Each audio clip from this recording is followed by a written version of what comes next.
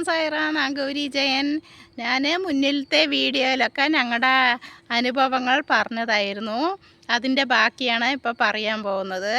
നിങ്ങളോട് പറഞ്ഞിട്ടുണ്ടായിരുന്നു ഞാൻ ബാബ വന്ന എങ്ങനെയാണ് സായിബാബ വീട്ടിലേക്ക് വന്നതെന്നും ഇതെല്ലാം നിങ്ങളോട് ഫസ്റ്റിലുള്ള വീഡിയോയിൽ പറഞ്ഞതാണ്. എങ്കിലും ഞാൻ ഇപ്പോഴും ഒരിക്കൽ കൂടെ ഓർമ്മപ്പെടുത്തുകയാണ്. അതായത് 2011 തൊട്ട് ഭഗവാനോടുള്ള ഭക്തിയും ആരാധനയും കൊണ്ട് 2021 ഭഗവാനെ ഞങ്ങൾക്ക് കാണാനിടയായി ദർശനം. അതിനുശേഷം ഭഗവാൻ 2022 സെപ്റ്റംബർ 15 വ്യാഴാഴ്ച ബാബയുടെ ചില ഞങ്ങൾക്ക് എത്തി. അന്ന് തൊട്ട് ഇന്നേ വരയ്ക്കും ആരാധനകളും പൂജകളും ആരതികളൊക്കെ ഞങ്ങൾക്ക് കഴിയാവുന്നത്ര ചെയ്തുകൊണ്ടിരിക്കുന്നുണ്ട്. അങ്ങനെ പോയിക്കൊണ്ടിരിക്കുകയാണ്. അങ്ങനെ ഞങ്ങളോട് ഞാൻ നിങ്ങളോട് പറഞ്ഞ കാര്യങ്ങളൊക്കെ അത് ഫസ്റ്റ് മകളുടെ കല്യാണത്തിൻ്റെ കാര്യവും രണ്ടാമത്തെ മോളുടെ കല്യാണത്തിൻ്റെ കാര്യവും ഒക്കെ ഞങ്ങൾ പറഞ്ഞതാണ്. ഇപ്പോൾ മൂന്നാമത്തെ മകളുടെ കല്യാണം 24 മെയ് 5 കല്യാണം. അത് ബാബയുടെ അനുഗ്രഹം കൊണ്ട് നന്നായി കല്യാണമൊക്കെ കഴിഞ്ഞു. അങ്ങനെ എല്ലാം കഴിഞ്ഞു ഒരു സമാധാനത്തിൽ ഇരിക്കുകയായിരുന്നു.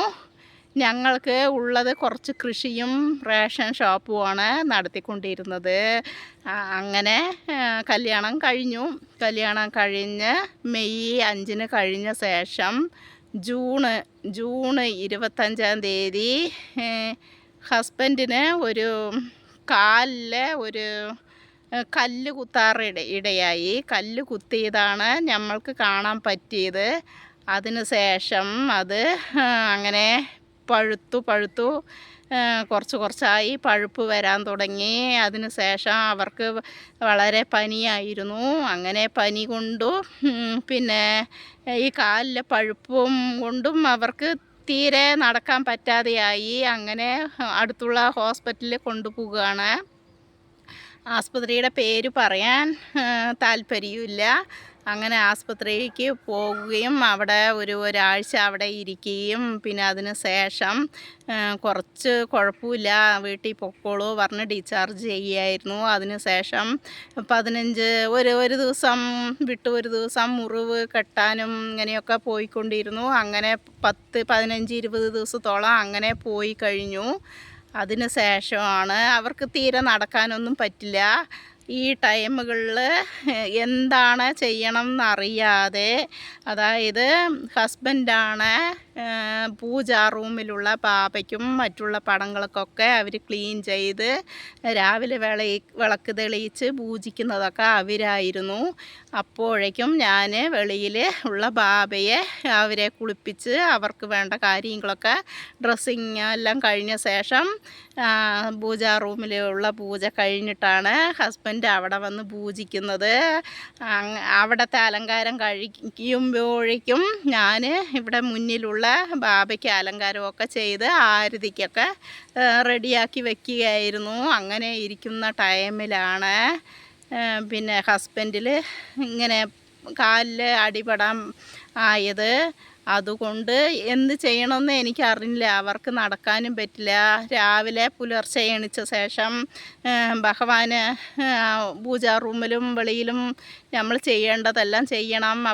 പിന്നെ ആ ബാബയ്ക്ക് ചെയ്യേണ്ടതൊക്കെ ചെയ്യണം. എന്ത് ചെയ്യണം എന്നറിയാതെ അങ്ങനെ ബാബയോട് ഞാൻ ചീത്ത പറയുമായിരുന്നു. എന്തിനാണ് അവരെ കിടത്തിയത്? അതുകൊണ്ടല്ലേ എത്ര കഷ്ടം. അവർ എത്ര ഭംഗിയായിട്ടാണ് പൂക്കളൊക്കെ വയ്ക്കുന്നത്.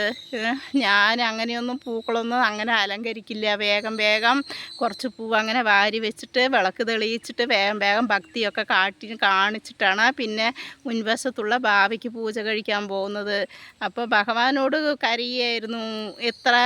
എത്ര ഭംഗിയായിട്ടാണ് അവരെ ഇങ്ങനെ പൂജിക്കുന്നതും പൂക്കൾ വയ്ക്കുന്നതും അലങ്കരിക്കുന്നതൊക്കെ ഇങ്ങനെ മുടക്കി വെച്ചില്ലേന്ന് ഞാൻ എപ്പോഴും ഭഗവാനോട് പറയുമായിരുന്നു. അങ്ങനെയൊക്കെ കഴിഞ്ഞു പോയി. അതിന് ശേഷം ഒരു 20 ദിവസത്തോളം അങ്ങനെ മുറി കെട്ടുകയും പിന്നെ അങ്ങനെ ശരിയായി എന്ന് വിചാരിക്കുകയായിരുന്നു. അതിന് ശേഷമാണ് പിന്നെ നോക്കുമ്പോഴാണ് വേറൊരു സ്ഥലത്ത് പഴുപ്പ് കയറിയത്. അത് ആർക്കും അറിഞ്ഞില്ല. പിന്നെ വേറെ ഹോസ്പിറ്റലിൽ ഞങ്ങളുടെ തൊട്ടടുത്തുള്ള അകലയിൽ ഞങ്ങൾ പിന്നെ വീണ്ടും കൊണ്ട് കാണിക്കുകയായിരുന്നു.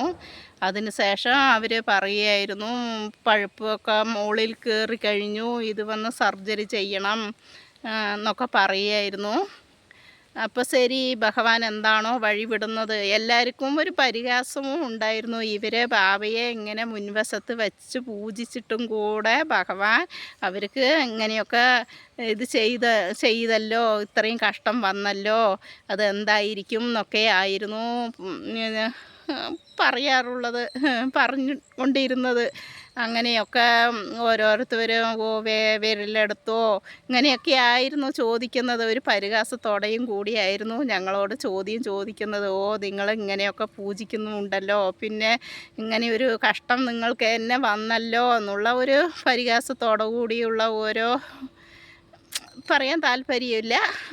അങ്ങനെയൊക്കെ ഓരോ ചോദ്യങ്ങളും വിരൽ മുറിച്ച് മാറ്റിയോ കാല് മുറിച്ച് മാറ്റിയോ അങ്ങനെയുള്ള ഓരോ വാർത്തകളൊക്കെ ആയിരുന്നു. സായിറാം ഒരുപാട് പറയാനുണ്ട്. വേദന കൊണ്ട് പറയുകയാണ്. ഇത്ര ദിവസവും എന്താ പറയാത്തതെന്ന് വിചാരിച്ചാൽ അത് പറയാൻ പറ്റിയില്ല. അങ്ങനെ ഒക്കെ കഴിഞ്ഞു.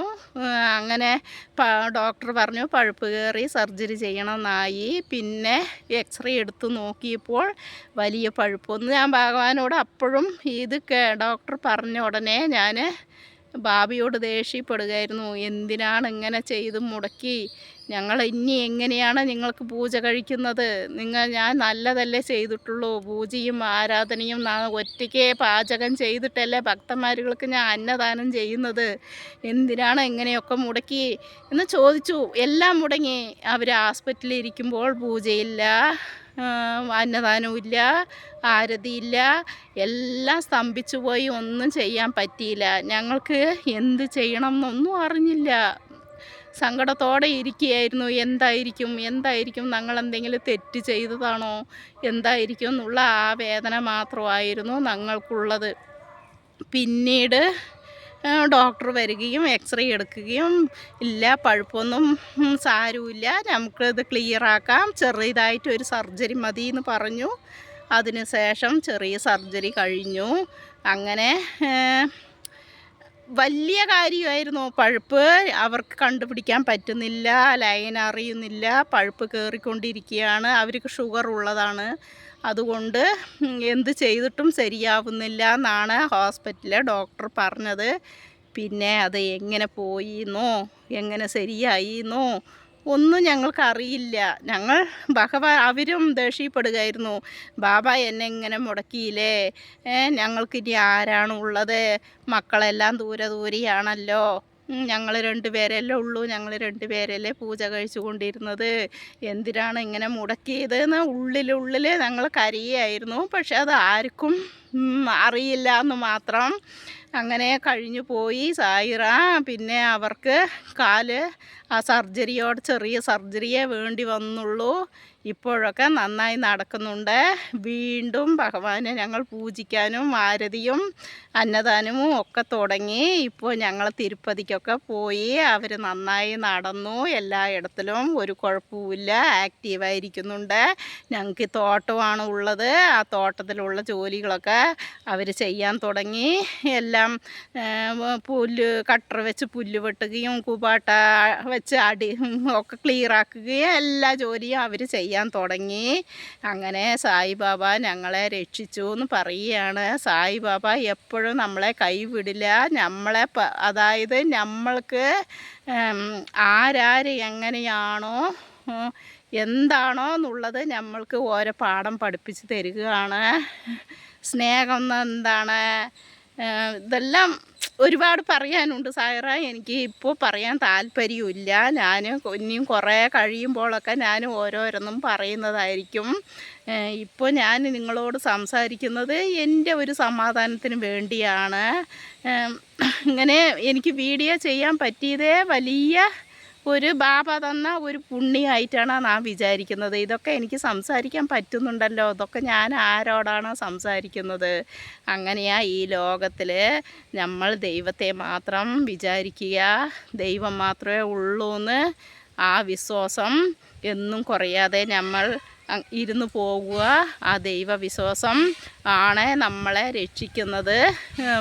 വിശ്വസിക്കുക, ദൈവത്തെ വിശ്വസിക്കുക. അത്രയൊക്കെ തന്നെ എനിക്ക് പറയാനുള്ളത്. ഒരുപാട് കാര്യങ്ങളുണ്ട് പറയാൻ. അത് ഇനി ഞാൻ അടുത്ത വീഡിയോയിൽ പറയുന്നതായിരിക്കും. എല്ലാവരും സപ്പോർട്ട് ചെയ്യുക, അത്രമാത്രം തന്നെ ഉള്ളൂ. ഞാനിപ്പോൾ അതാ പൂജയൊക്കെ തുടങ്ങി. പിന്നെ നിങ്ങൾക്ക് പറയാനുള്ള കാര്യം, അതായത് ഞങ്ങൾക്ക് റേഷൻ ഷാപ്പാണെന്ന് പറഞ്ഞില്ലേ, ആ ലൈസൻസ് ഞങ്ങൾക്ക് വേറെ ഒരാൾക്ക് മാറ്റേണ്ടത് ആയിട്ട് വന്നു. അതായത് അന്നേക്ക് ആ റേഷൻ കട തുറക്കാൻ പറ്റാതെ ആയപ്പോഴേക്കും ഇവരാണ് നോക്കിക്കൊണ്ടിരുന്നത്. ഇങ്ങനെ ഹോസ്പിറ്റലായതുകൊണ്ട് ഞങ്ങൾ ആ ലൈസൻസ് വേറെ ആൾക്ക് മാറ്റി കൊടുക്കുകയായിരുന്നു. ഇപ്പോൾ അവർക്ക് തിരക്കൊന്നുമില്ലാതെ ഏത് നേരവും ബാബയെ പൂജിക്കാൻ കൂടെ ബാബ അങ്ങനെ നിർത്തിയതായിരിക്കാം. എല്ലാത്തിനും ഞാനല്ലേ അല്ലെങ്കിൽ ഒറ്റയ്ക്കൊക്കെ ചെയ്യുന്നത്. അവർ കാലത്ത് 8 മണിക്ക് പോയാൽ 1 മണിക്ക് വരും. അതിനുശേഷം 4 മണിക്ക് പോയി വെച്ചാൽ രാത്രി 8 മണിക്കാണ് വരുന്നത്. റേഷൻ കടയെ അടച്ചിട്ട് ഇപ്പം അതൊന്നുമില്ല. ഇപ്പോൾ ബാബീൻ്റെ കൂടെ ഇരിക്കുകയാണ്, എല്ലാ പൂജകളും ചെയ്യുന്നുണ്ട്. പിന്നെയാണ് ഞങ്ങളുടെ ചുറ്റുമുള്ള തോട്ടങ്ങളൊക്കെ ഇത്തിരി നോക്കാനും ബാബീൻ്റെ കൂടെ ഇരിക്കാനും ഒക്കെ അവർക്ക് പറ്റുന്നുണ്ട്. ആ സന്തോഷത്തിലാണ്. റേഷൻ കട ലൈസൻസിൽ പോയാലും ഞങ്ങൾ സന്തോഷത്തിലാണ്. അത്ര തന്നെ പറയാനുള്ളത്.